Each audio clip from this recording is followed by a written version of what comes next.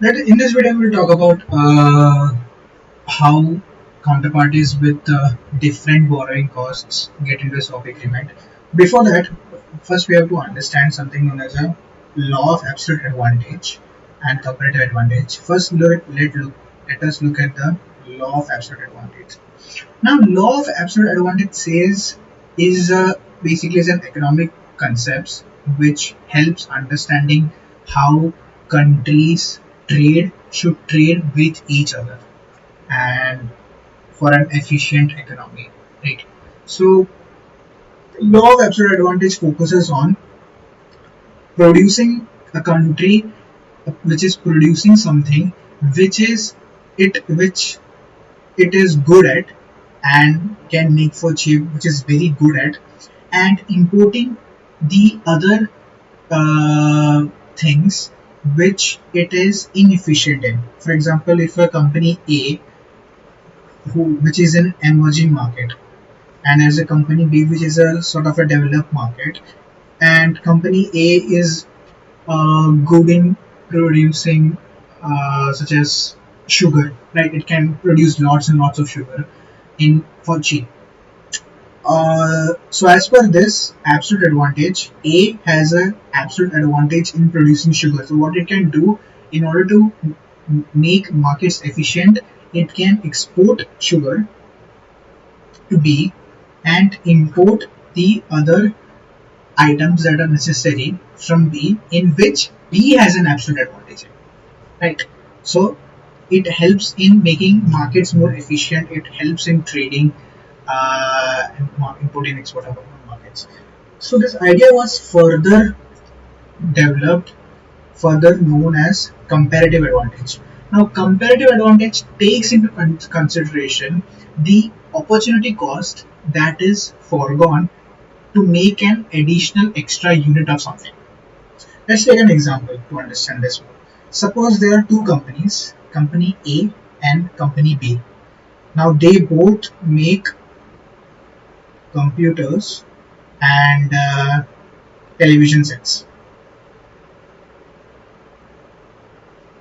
Right, they both make television sets and computers. Now, A can make 10 units of computer in 1 hour and 5 units of TV in 1 hour. B can make 12 units of computers in 1 hour and 4 units of television sets in 1 hour.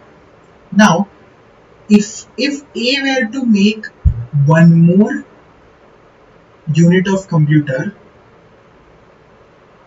to and it wanted to foregone the how many TVs it had to make, it would have to give up 0.5 TV sets to make one more unit of computers. So its opportunity cost is 0.5 TV sets to make an additional unit of computer.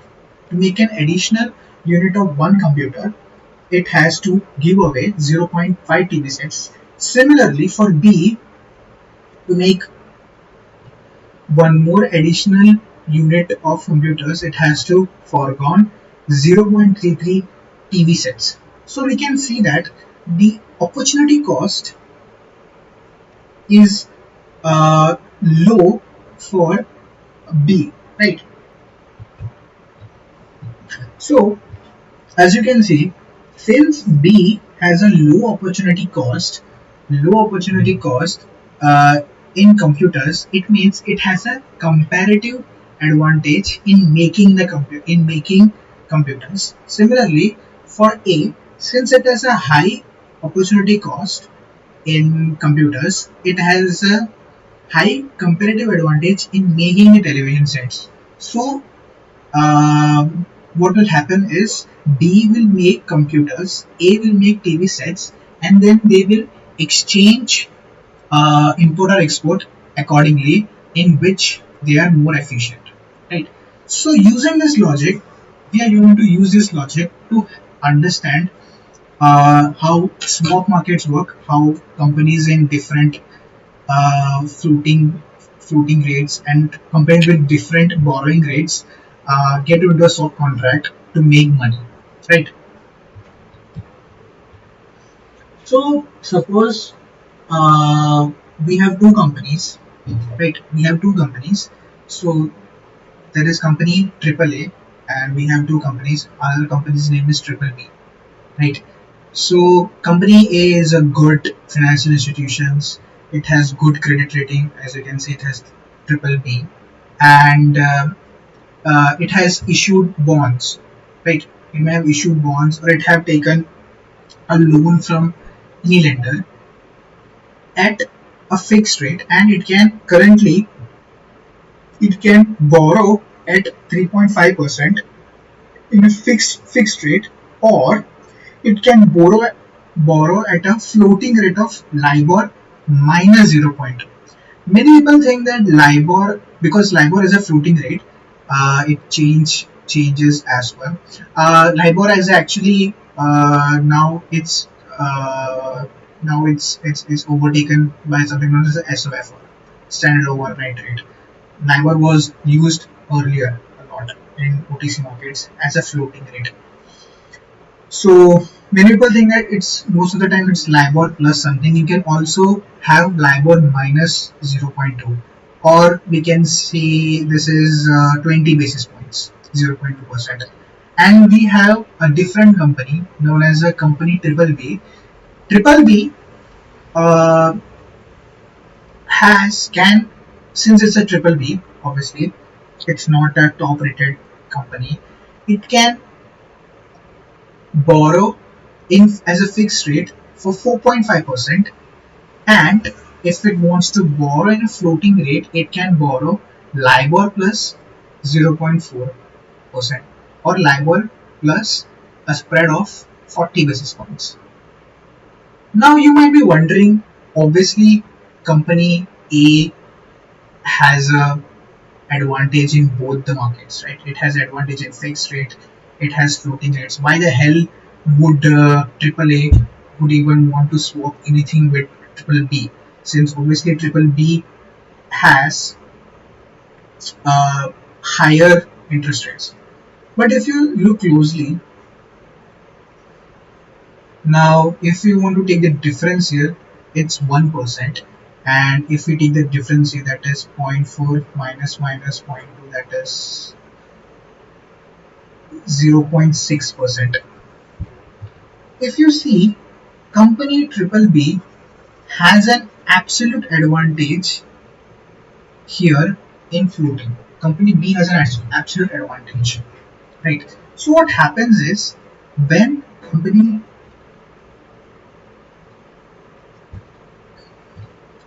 so if we deduct this, that is 1% minus 0.6, will get 0.4. Now companies can get into a swap arrangement, right, and then have a profit of 0.4% overall swap and divide it evenly and be in a profit of 0.2%. Right? Let me show you how.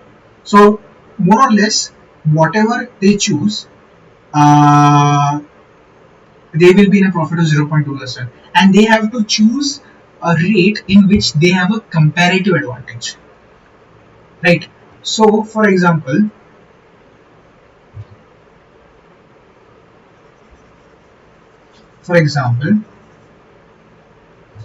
company A, company triple A, and company triple B.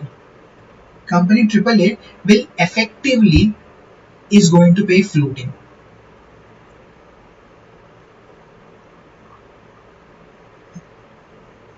effectively, and company B will effectively pay a fixed rate, and both will have a 0.2% or 20 basis points profit. Now, as I said before, company A is going to get into both the parties are get into the rates in which they have a comparative advantage. Now, as we can see, company A has a comparative advantage in the fixed rate market, and company B will take the opposite, that is a floating rate. So here, company A is going to take a fixed rate of 3.5% from its center. So this would be a 3.5% fixed. And B is going to take LIBOR plus 0.4. B is going to take LIBOR plus 0.4%. LIBOR plus 0.4%.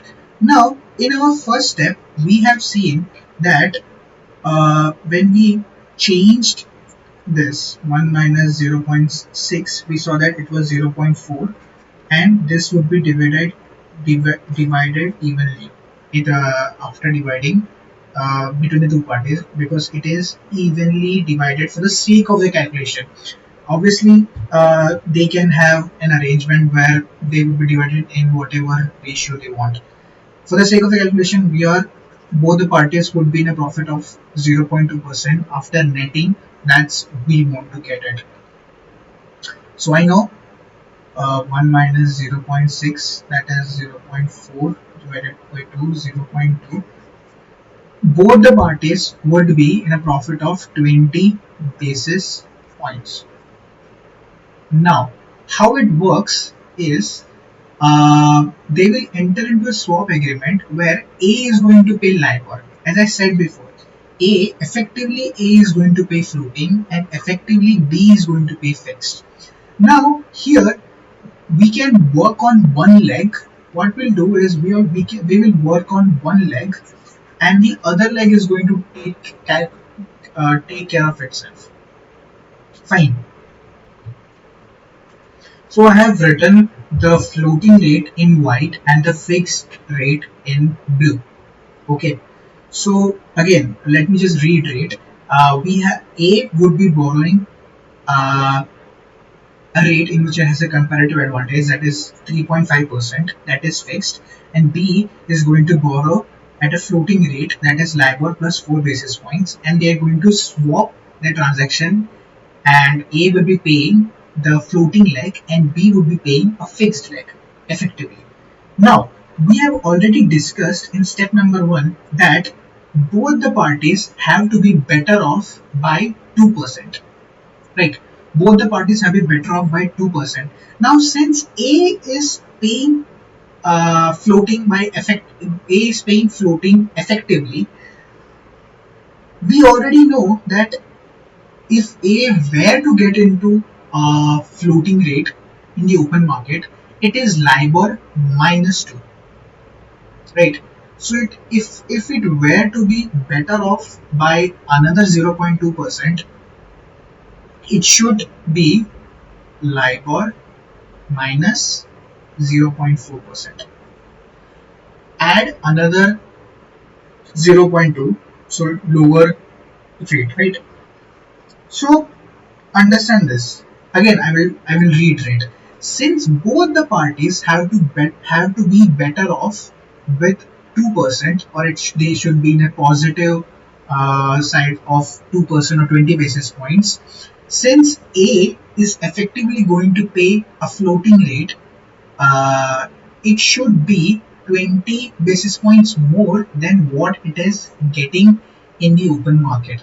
Since they are borrowing rate, so it should be less than 20 basis points of what borrowing rate they have. So since this is a minus sign, I would say minus 0.2 minus 0.2, that would give me a minus 0.4. Now remember this, okay? Now in the fixed leg, since A is paying 3.5% fixed, and it is also paying